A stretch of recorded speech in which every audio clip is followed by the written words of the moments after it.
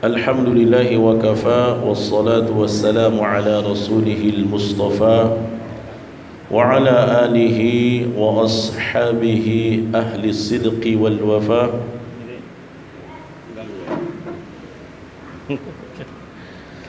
Allahumma salli wa sallim wa barik ala nabiyyina Muhammadin wa ala alihi wa ashabihi ajma'in, amma ba'd.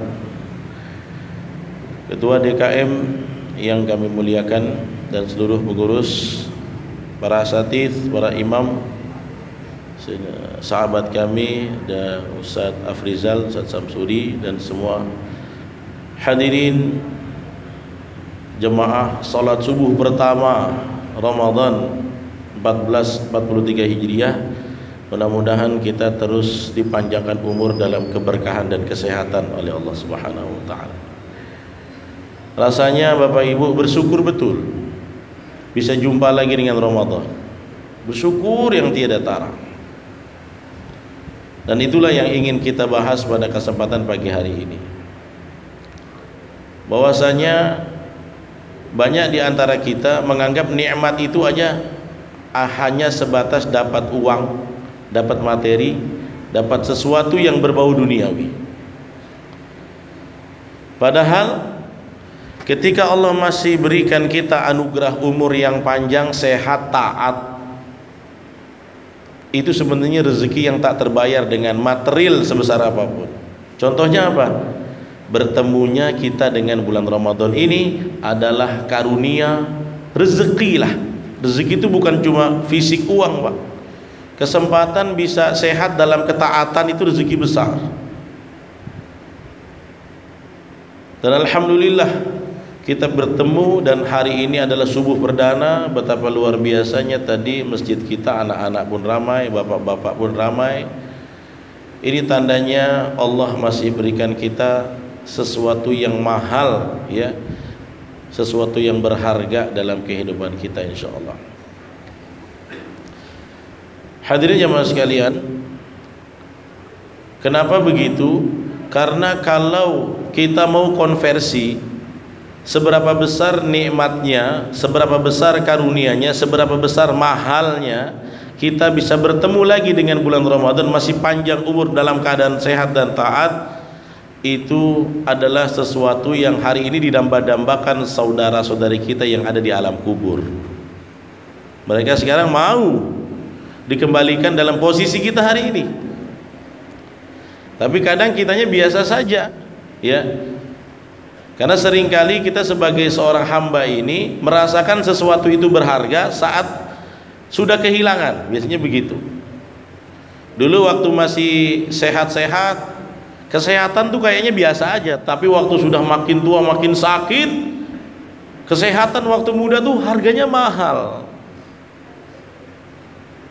Dulu waktu masih banyak waktu luang, ya, ke masjid itu kayaknya biasa saja.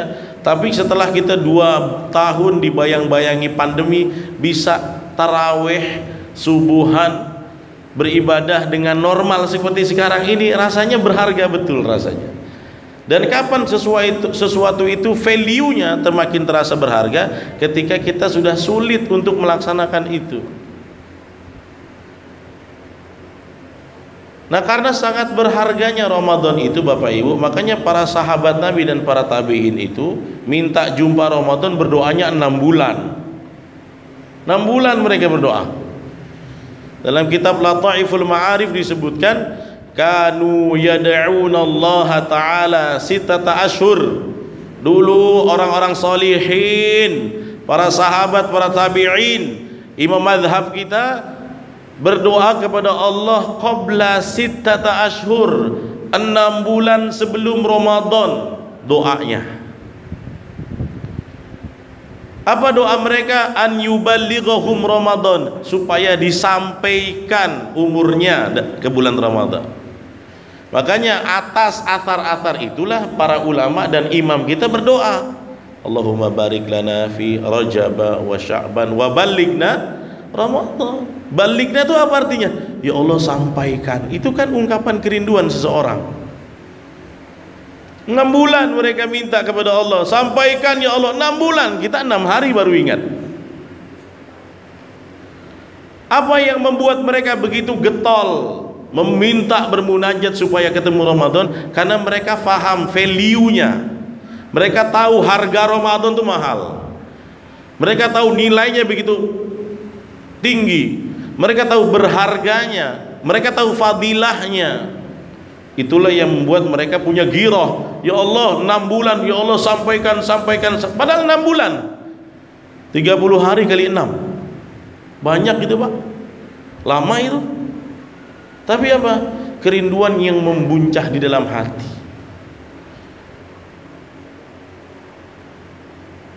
Nah, karena itu perlu kita telisik apa sih yang menjadi motif mereka. Kenapa para sahabat Nabi, para tabi'in, para imam madhab, para ulama, kenapa getol sekali minta ketemu Ramadan? Kenapa mereka rindu betul? Karena apa? Karena Ramadan itu bulan yang harganya sangat tinggi. Min sairi syahr, min sairi syuhur, dari semua bulan yang ada, nggak ada bandingannya Pak. Setelah bulan Ramadan, bulan yang paling banyak fadilahnya bulan-bulan haram. Ya, min syahril hurum, ada 4 bulan. Tapi bulan yang paling tinggi harganya, kemuliaannya, keberhargaannya adalah bulan Ramadan ini. Makanya ketika pertama kali pensyariatan puasa sebulan penuh diumumkan oleh Rasulullah sallallahu alaihi wasallam, dalam sebuah hadis yang Nabi bilang, dikumpulin para sahabat, diumumkan nanti mulai hari ini, mulai tahun ini ada puasa sebulan penuh. Kan waktu awal keislaman belum ada sebulan penuh. Puasa awal-awal tuh sebulan 3 kali aja. Puasa tengah bulan namanya. Tanggal 2 Hijriah turun ayat itu, kutiba alaikumusiyam. Kemudian Nabi kumpulkan para sahabat untuk mengumumkan akan adanya sebuah bulan. Nabi kumpulkan, apa kata Nabi? Qad ja'akum syahrun mubarak. Kata-kata pertama, telah datang bagi kalian bulan yang penuh berkah. Apa sambutan para sahabat? Apa itu ya Nabi? Bulan apa itu yang berkah itu? Maka Nabi bilang, kataballahu alaikum siyamahu, di bulan itu kalian wajib puasa. Enak lah, banyak kali keutamaannya puasa itu. Belum sampai situ, Nabi bilang lagi apa? Tuftahu fihi abwabul jannah, di bulan itu dibuka pintu-pintu surga. Hah? Mereka lebih sukacita lagi, sumringah. Wa tughlaqu fihi abwabun nar, pintu neraka ditutup, lebih senang lagi. Wa tughallu fihi syayatin, setannya dibelenggu. Sampai Nabi jelaskan bahkan tentang satu hari, yaitu Lailatul Qadar. Nabi jelaskan di hadis itu. Jadi mereka bersukacita Pak. Ya Nabi, iya. Kenapa? Karena mereka tahu di bulan itu penuh dengan keberkahan. Apa keberkahannya Bapak Ibu? Nah, dalam hadis-hadis, keberkahan yang kita akan dapatkan di bulan Ramadan adalah pelipat gandaan pahala. Itu yang paling besar. Makanya kita semua tahu bulan Ramadan itu kalau beramal sunnah dihitungnya gimana Pak? Kalau beramal amalan sunnah dihitung amalan wajib. Nah, pertanyaannya, amalan wajib gimana dong? Rupanya amalan wajib di bulan Ramadan dihitung berapa kali lipat Pak? Banyak riwayat. Ada yang mengatakan 70, ada yang mengatakan 700. Dalam syarah Muwatta disebutkan ila sab'i mi'ati dhifin. Kamu beramal sunnah dihitung wajib, amalan wajib di bulan Ramadan dihitung 700 kali lipat. Bayangin, banyak tuh. Bahkan ada riwayat yang mengatakan setelah 700 kali lipat ila ad'afin katsiratin, bahkan bisa lipat ganda yang lebih dari itu. Oke, sekarang kita ambil yang paling standar. Coba kita tadaburi dalil-dalil hadis tentang keutamaan Ramadan itu. Satu kali ibadah dihitung 700 kali Pak, yang wajib. Kalau yang sunnah dihitung wajib, ya kayak kita sholat sunnah qobliyah tadi itu kayak pahala sholat subuh. Nah, sekarang sholat subuh kita nih, tadi sholat kita nih, mudah-mudahan Allah terima ya, dihitung 700 kali. Coba bayangin, puasa kita hari ini kalau sampai tuntas insya Allah dihitung 700 kali. 700 kali Pak, sekali berpuasa Ini value-nya besar. Kalau kata orang keuangan mah begitu, value-nya besar, harganya mahal, Pak. Sekarang kita tadaburi, Pak. Kalau hari ini kita puasa sehari, saya tak cakap sebulan, sehari aja. Ini sehari ini kan, sehari. Kalau ada umur besok tambah lagi 2 hari, sampai 30 hari. Kalau satu kali kita puasa dikali dengan 700, coba kita compare 700 ini kalau mau kita raih di bulan biasa, umpamanya Bapak Ibu puasa Senin Kamis di bulan biasa, setiap Senin Kamis puasa, sebulan Anda bisa puasa berapa kali? Maksimal 8 kali ya. Bagaimana kalau setahun? 8 kali dikali 12 berapa? 96. Anda puasa Senin Kamis selama setahun, mau dibandingkan dengan sehari Ramadan 700, belum sama lagi. Setahun puasa Senin Kamis bukan gampang itu. Belum lagi diundang makan, belum lagi lupa sahur, belum lagi haus tekak kering.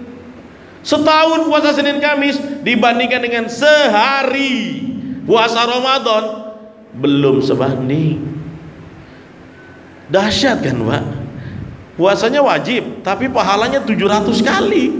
Makanya saya bilang value-nya luar biasa beribadah di bulan ini nih.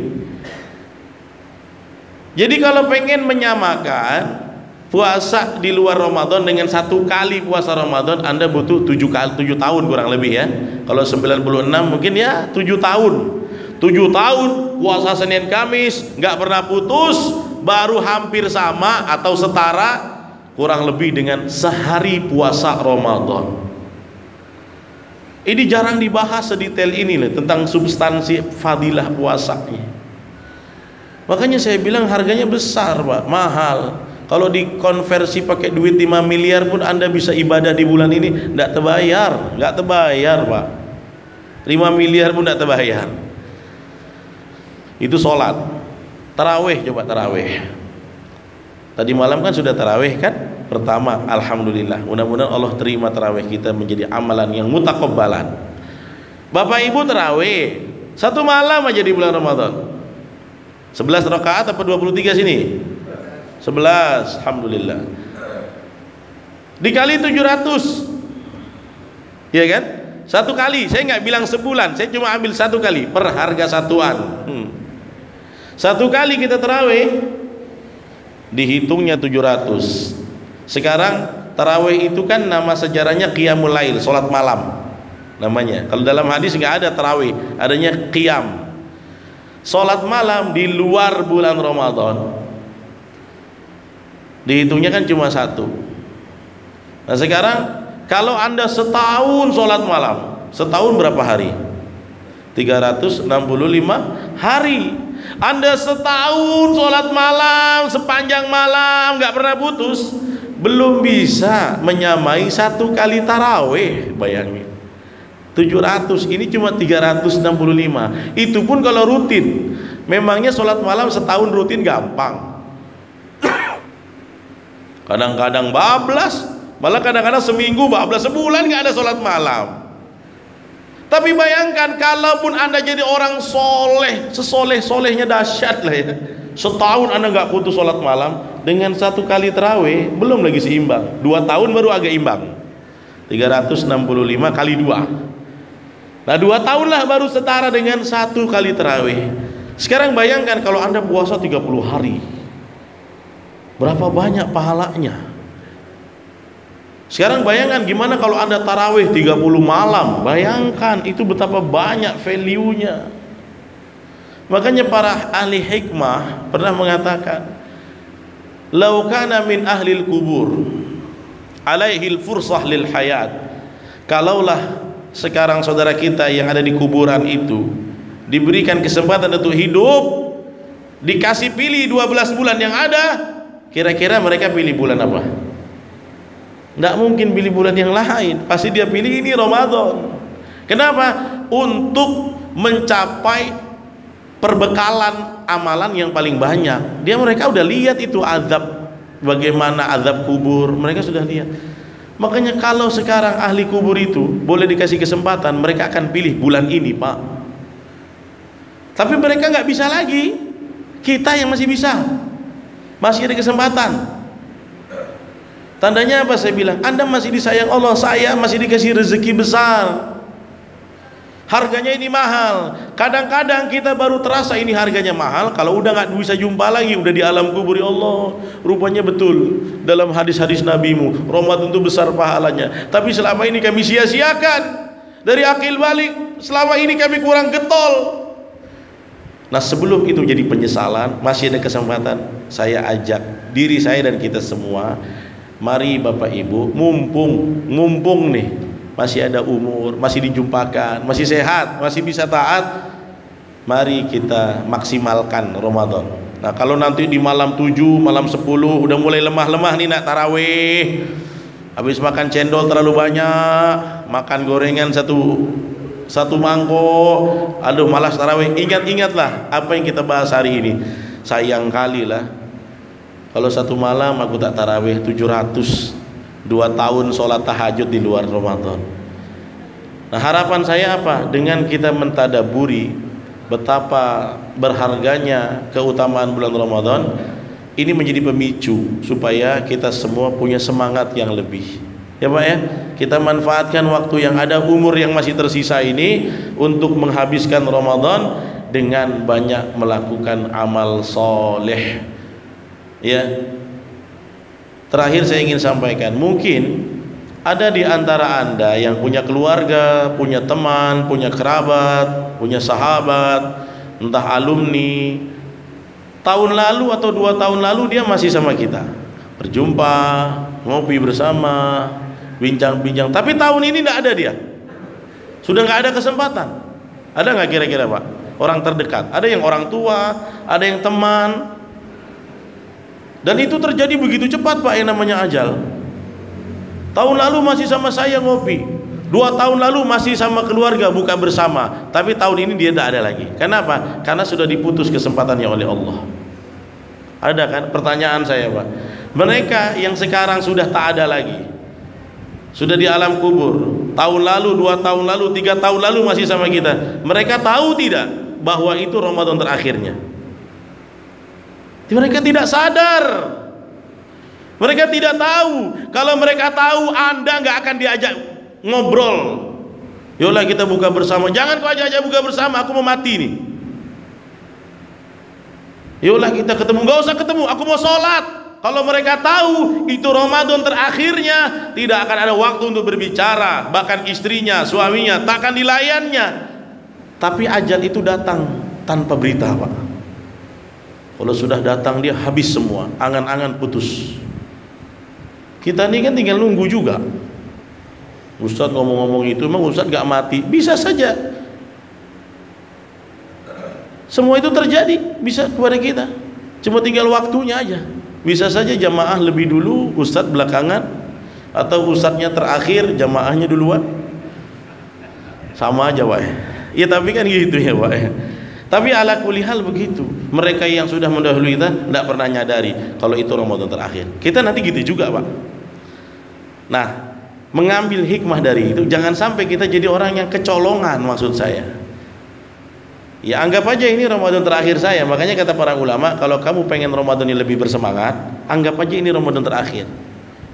Janganlah Ustaz anggap-anggap saya mau panjang umur. Iya, anggap aja, anggap saja. Jadi kita semangat. Tapi rupanya tahun depan ketemu lagi sama Ustaz Reza, tuh masih hidup saya. Ya udah, anggap itu terakhir lagi. Kalau kita berlena-lena, masih lama, siapa yang jamin? Saya masih 5 kali, 10 kali lah Ustaz, 20 kali. Kata engkau. Tapi kalau kata Israel, mana bisa lagi? Mumpung itu belum terputus, yuk kita semangat beribadah. Mudah-mudahan tercinta kita ini jangan sampai kemajuan saf terjadi ya. Jangan sampai kehilangan saf itu terjadi, jangan sampai menjadi sepi. Bapak Ibu harus pertahankan, tarawihnya dimaksimalkan, kultum subuh tiap hari Ustaz ya. Tiap hari Pak ya. Ya, jadi kita maksimalkan. Mumpung masih ada umur, masih ada kesempatan. Nanti kalau udah tak ada, nyesal kita. Tapi kalau kita bisa manfaatkan sebaik-baiknya, insya Allah Ramadan kita tahun ini gemilang di sisi Allah Subhanahu wa Ta'ala. Amin ya Rabbal alamin. Demikian yang bisa kami sampaikan, terlebih terkurang mohon maaf. Aqulu qouli hadza wa astaghfirullah li wa lakum wallahu muwaffiq ila aqwamit thoriq. Assalamualaikum warahmatullahi wabarakatuh.